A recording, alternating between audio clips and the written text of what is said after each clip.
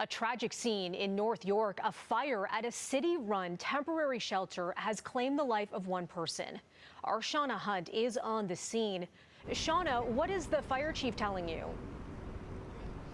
Well, the fires broke out around 9:40 this morning. That's when Toronto Fire got the call. And when firefighters arrived, they described, flame and thick smoke. It happened up on the 4th unit of this former hotel. And we're being told that it was contained to a unit on the 4th floor. Firefighters were able to knock it down pretty quickly.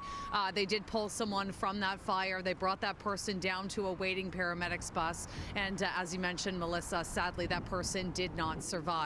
We're also being told, that there was a partial evacuation of this hotel because there was some smoke damage and so on. People on the 4th floor had to leave, and right now some TTC buses are outside here waiting to provide them with a warm place to stay while fire officials get in there and see just how bad the damage is. Obviously, it's still very early on in this investigation, and so a cause at this point is not known. But here's a little bit more from the fire chief.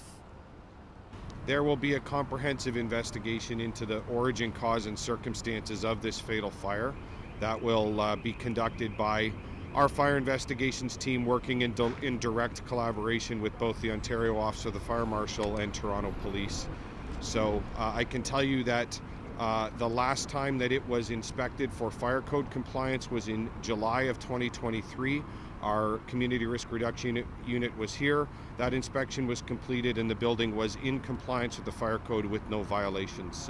So once again, one person has died in this fire. We're still waiting for a cause of the fire, and we're still waiting for a cause of death. We're also waiting to hear back when people who were evacuated from the building will be allowed back inside. Once again, TTC buses are on standby to give people a warm place to stay.